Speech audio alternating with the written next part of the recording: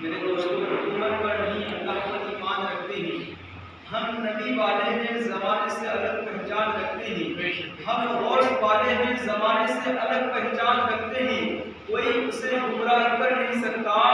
جو اپنی رہنمائی کے لیے قرآن رکھتے ہیں، جو اپنی رہنمائی کے لیے قرآن رکھتے ہیں۔ برادران ملت اسلامیہ، اس عظیم ہستی کی بات چلی ہے تو آپ حضرات کے سماعتوں کے دلیل سے میں بتا دوں کہ غوث اعظم تھے کون، میں بتا دوں کہ غوث اعظم ہے کون، میں بتا دوں کہ غوث اعظم کے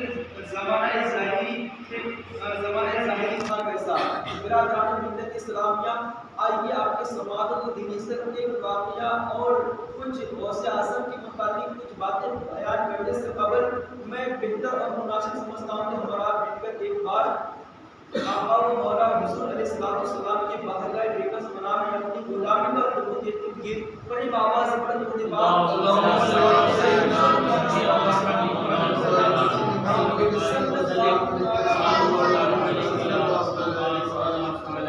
حضرات گرامی، حضور غوث اعظم کے بچپنا کا زمانہ ہے۔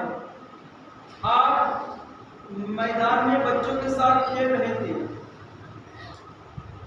اس وقت ہوا یہ تھا کہ ایک عورت بہت پریشان شدہ تھی، وہ دھمکیاں دینے لگتی ہے کہ میری بیوی حفصہ محترمہ، تم سے 6 بچیاں پیدا ہو چکی ہیں، اگر اب کی بار پھر اگر جو آنے والے بچے ہیں اگر وہ پھر اگر بچیاں پیدا ہو گئی تو تم کو طلاق دے دیا جائے گا، گھر سے جدا کر دیا جائے گا، مار ڈال کر کے تم کو گھر سے یہاں سے نکال دیا جائے گا۔ حضرات گرامی، وہ عورت سوچنے لگتی ہے کہ میں کیسے پتا کروں کہ میرے پیٹ میں ہے کیا، میں کیسے جو اس کی معلومات کروں۔ حضرات گرامی، عورت کبھی ڈاکٹر کے پاس، کبھی حکیم کے پاس، کبھی طبیب کے پاس ادھر ادھر جاتی ہے، لیکن اس کا علاج مسئلہ حل نہیں ہو پا رہا ہے۔ حضرات گرامی، اس عورت سے کسی نے کہا کہ یہ تو غوث اعظم کے باپ کا، یہ تو غوث اعظم کے ابو کا زمانہ چل رہا ہے، یعنی موسیٰ صالح جنگی دوست کا زمانہ چل رہا ہے۔ وہاں وہ ایک ایسے ولی ہے، وہ ایک ایسے اللہ کے محبوب بنتے ہیں کہ اگر جن کے حق میں جو دعائیں خیر کر دیتے ہیں وہ ان کے تقدیر بدل جایا کرتی ہے۔ حضرات گرامی، اس عورت سے کسی نے کہا کہ آپ غوث اعظم کے ابو جان کے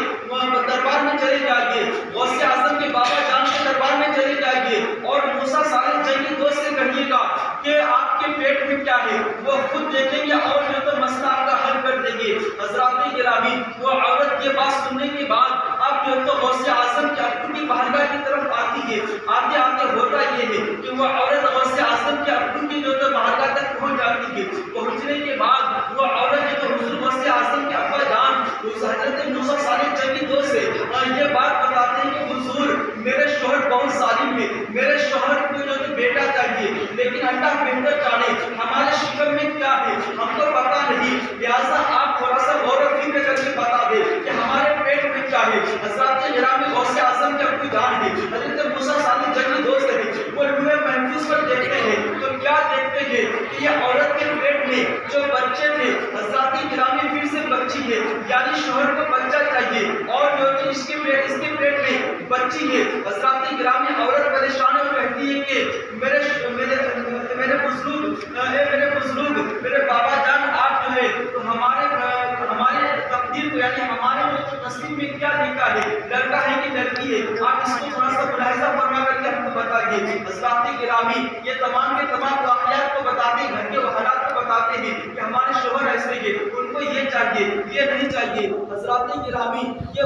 باتیں جو ہے تو حضور غوث اعظم کے ابو جان ہوئے تو حضرت موسیٰ صالح جنگی دوست ان تمام باتوں کو سنتے ہیں۔ سننے کے بعد لوح محفوظ پر کیا دیکھتے ہیں کہ لوح محفوظ پر جو ہے تو ان کے تقدیر میں لڑکی نہیں بلکہ لڑکے ہیں، اور گویا کہ ان کے پیٹ میں جو بچے ہیں وہ لڑکے نہیں بلکہ لڑکی ہے۔ حضرات گرامی، غوث اعظم کے ابو جان کہتے ہیں اے عورت، تو اپنے تقدیر کو کیا کرے گی، تمہارے پیٹ میں جو بچے ہیں تو وہ پھر سے جو تو بچی ہیں، بچے نہیں ہیں، لڑکے نہیں ہیں۔ حضرات گرامی وہ عورت کہتی ہے حضور کیا اس کا کوئی علاج ہے؟ حضرات گرامی موسیٰ صالح جنگی دوست کہتے ہیں اللہ تبارک و تعالیٰ کا قانون حق ہے، وہ جو جس کے تقدیر میں لکھ دیتا ہے وہ وہی ہوتا ہے۔ حضرات گرامی یہ عورت سن کر کے باہر نکل آتی ہے۔ حضور غوث اعظم ہے، بچپن کے زمانہ ہے، بچوں کے ساتھ میدانوں میں کھیل رہے تھے، کھیلتے کھیلتے اس عورت پر نظر پڑتی ہے۔ حضور غوث اعظم جو تو دوڑتے ہوئے آتے ہیں، آنے کے بعد کہتے ہیں اے بہن یہ بتا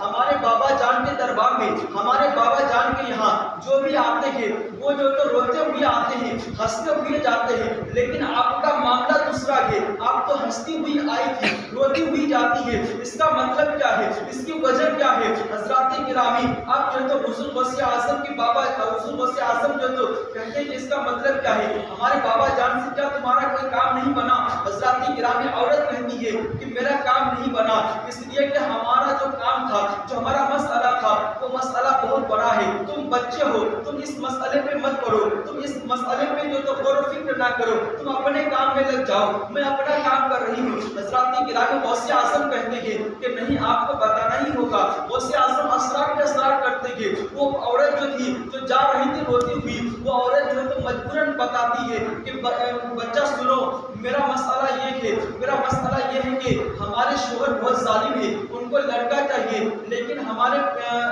آنے والے جو بچے ہیں تو وہ پھر سے جو تو لڑکیاں ہیں اور لڑکے نہیں ہیں، تو لہٰذا میں جو ہے تو میں اسی جستجو میں ہوں کہیں سے میرا اس کا علاج ہو جائے۔ حضرات گرامی آپ حضور غوث اعظم کہتے ہیں کہ یہ بتاؤ کہ آپ کو کس نے بتایا کہ آپ کے پیٹ میں لڑکے ہیں، آپ کے پیٹ میں لڑکی ہے، لڑکے نہیں ہیں؟ تو حضرات گرامی عورت کہتی ہے کہ اندر کے بابا بیٹھے ہیں، جو بزرگ بیٹھے ہوئے ہیں، انہوں نے بتایا لوح محفوظ پر دیکھ کر کے کہ ہمارے پیٹ میں جو بچے ہیں تو وہ پھر سے بچی ہے، لڑکے نہیں ہے بلکہ لڑکی ہے۔ حضرات گرامی آپ جو تو حضور غوث اعظم کہتے ہیں ارے عورت یہ تو بتا، میری بہن یہ تو بتا، جو طبیب جو ڈاکٹر جو حکیم جس مرض کو بتا دیتا ہے کیا وہ اس کے علاج نہیں جانتے؟ حضرات گرامی حضور غوث اعظم نے یہ بات کہتے ہیں، عورت کہتی کہ ہاں اس کے علاج تو جانتے ہوں گے۔ حضرات گرامی حضور غوث اعظم کہتے ہیں پھر سے جا میرے بابا جان کے پاس، وہ جو اندر بیٹھے ہیں وہ کوئی اور نہیں میرے بابا جان ہے، میرے ابا حضور ہے، جا میرے ابا حضور کے پاس جا کر کے کہہ دینا کہ جو حکیم جو طبیب جس مرض کو بتا دیتا ہے وہ اس کے علاج بھی جانتے ہیں۔ حضرات گرامی عورت جو تو خوشی کے مارے پھر اندر آتی ہے، آنے کے بعد کہتی ہے کہ حضور آپ اگر مرض بتا دیا ہے تو آپ اس کا علاج بھی کر دیجئے۔ حضرات گرامی حضور غوث اعظم کے بابا جان کہتے ہیں اے عورت میں تمہارا علاج کیسے کروں؟ اس لیے کہ یہ تو اللہ کے قدرت کا کرشمہ ہوتا ہے، یہ تو اللہ تبارک و تعالیٰ کا قدرت ہوتا ہے جن کو جس سے نوازے، میں اس کو تبدیل کیسے کروں، میں اس کو بدلوں کیسے؟ حضرات گرامی اب جو تو عورت کہتی ہے کہ نہیں آپ جو تو اس کا علاج کر دیجئے۔ حضرات گرامی حضور غوث اعظم کے بابا جان جو تو غصے میں آ کر کہتے ہیں کہ تو یہاں سے چلے جا، تو یہاں سے چلی جا، تمہارا کام یہاں نہیں ہونے والا۔ حضرات گرامی وہ عورت پھر روتی ہوئی آتی ہے، غوث اعظم میدان میں کھیل رہے تھے، پھر دیکھتے ہیں کہ عورت جو تو روتی ہوئی نکلی باہر، اب جو تو پھر آتی ہے غوث اعظم، آنے کے بعد کہتے ہیں کہ میری بہن کیا اب بھی آپ کا کام نہیں بنا؟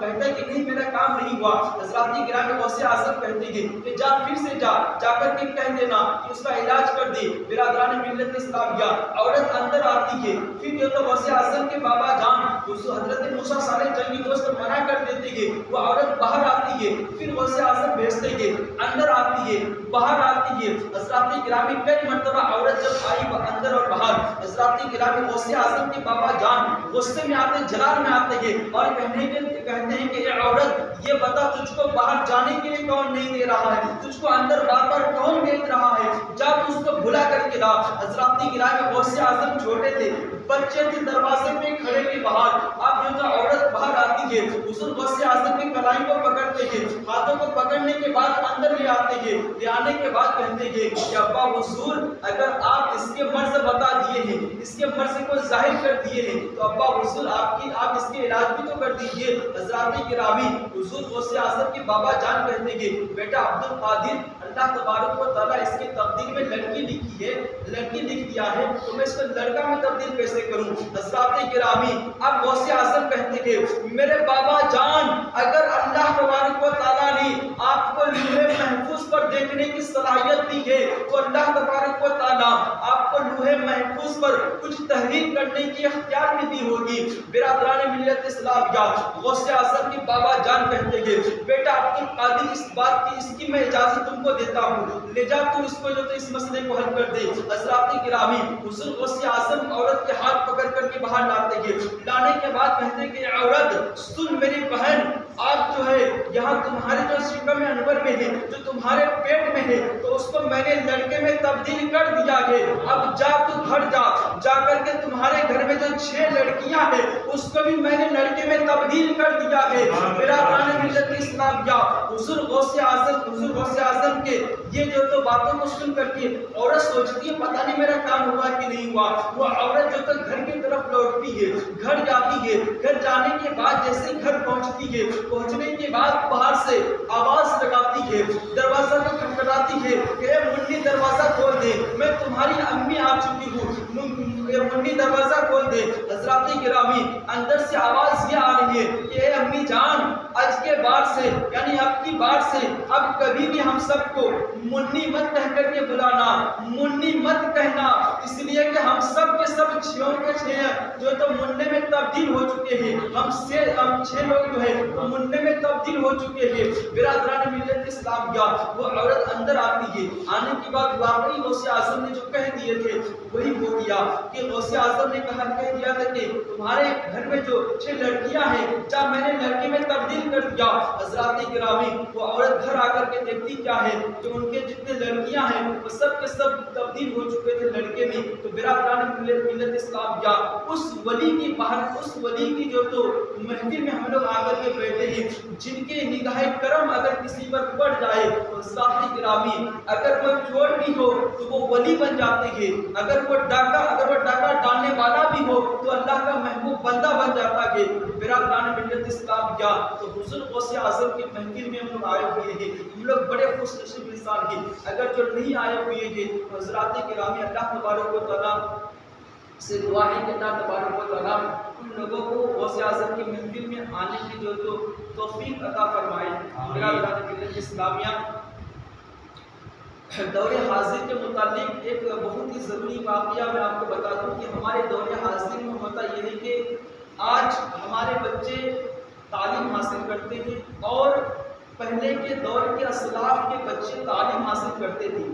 तो पहले के दौर के बच्चे जो तालीम हासिल किया करते थे, हज़रात गिरामी, वो अपने उस्ताद के हुक्म के ताबीर भी करते थे और हुक्म को बजा लाते थे। लेकिन आज के बच्चे के असर ये होता है, आपके बच्चे का मिजाज ये होता है आजकल के बच्चे का कि उस्ताद जो कहे हज़रात गिरामी, बच्चे उसके खिलाफ करते हैं। यानी अगर कहें पानी लाने के लिए तो बच्चे